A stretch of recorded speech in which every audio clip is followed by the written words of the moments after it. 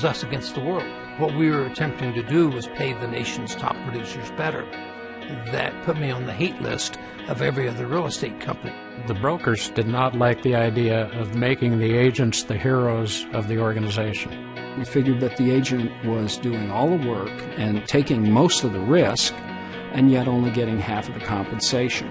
A high commission split was a big part of what we had going for us in the beginning. The advantage of that was that you would attract the full-time, experienced producers in the business. RE/MAX has always been that pioneer. We basically taught agents how to promote themselves. It was revolutionary. It was different than the way real estate had ever been done in the past. The first month, I took over 1,000 phone calls, 204 face-to-face interviews, and 4 people signed up. And the whole industry was knocking us and telling us that we were nothing but a bunch of cowboys and yahoos. And we went to the Colorado Association of Realtors convention. So we passed out red, white, and blue pens, and it said 100% in the center. I up mine, now up yours. We weren't liked very well, let's just put it that way. But we became respected because of the fact that the numbers that we were doing, the quality of the agent, the integrity of the agents that we were bringing on. We evolved, and what happened was we coalesced around one image. We had 2 owners of the RE/MAX franchise in Albuquerque, and the Albuquerque Balloon Festival was just taking off. So they wanted to do a RE/MAX balloon. At the same time, regional owners had a meeting in Chicago, and we looked up at the TV, and there's the RE/MAX balloon. Nobody wanted it as a logo. It was just, isn't that cute, our balloon's up in the air. We took a kind of a silly little symbol and turned it into this massive icon of what professional real estate is supposed to be about. The early days of the company were fraught with a lot of financial difficulties. We had to sell a franchise in order to make payroll. We had to sell another franchise in order to pay the rent. It was just an absolutely terrible market. In 1980, we lucked out and sold to 2 extraordinary business people, Frank Polsler and Walter Snyder. Of course, we were extremely impressed. They showed us the best of the best, and we thought we could repeat that in Ontario. We thought there was a great opportunity in the marketplace for this type of brand and this type of business model. Dave looked at my financial statements and he said, Frank, you're broke. I said, we'll make it work. If an accountant would have made his decision to sell us the franchise, we wouldn't be here today. They convinced us that they could do the job, and they totally turned the company around. Frank and Walter understood franchising. They fell in love with our concept. They opened the entire European continent for us. And overnight, they revolutionized our company. In 1983, we did our first conference in Northern Ontario. This guy flew in with his seaplane. And I said to Dave, you want to fly with us? No, he said, Gail, you go. The pilot made a mistake, and so the plane went into a stall spin, crashed into the trees. Killing the pilot and putting Gail and the other 2 passengers in the hospital for years. Originally, they told Dave that she would be lucky to make it through the night. Even if she does come out of it, she may be a vegetable. She may never be able to walk. She may never be able to talk. He read motivational books to her. He put speakers on her head, and he played tapes to her, even though she was in a coma. When she finally went into the rehabilitation center after she got out of the coma, they said that her hopes of ever walking were not very good.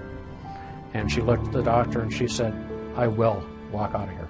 I can remember her appearing at the convention, this frail, 95-pound, head-shaved wisp of a woman in a wheelchair. And she stood up in that wheelchair and waved with her other arm in a sling.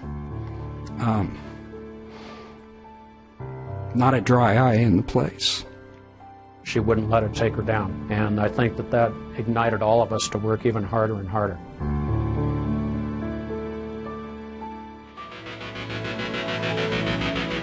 By the 90s, we were booming.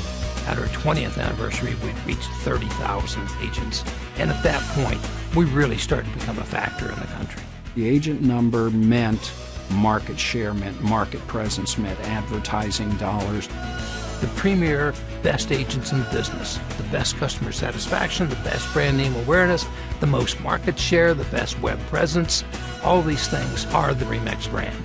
The 90s were impacted by technology, and RE/MAX was in the forefront of that. We became the first real estate company to have a satellite TV network. We opened a convention at the National Association of Realtors with a huge booth, cameramen interviewing people. We made such a smash hit the first day that by the second day, 30 or 40 of our competitors all had whiteboards up in their booths that said, "We too have national television coming." We had the tools to help make agents and brokers more successful than they had ever been in the past. Our national company, our regional companies, our broker owners.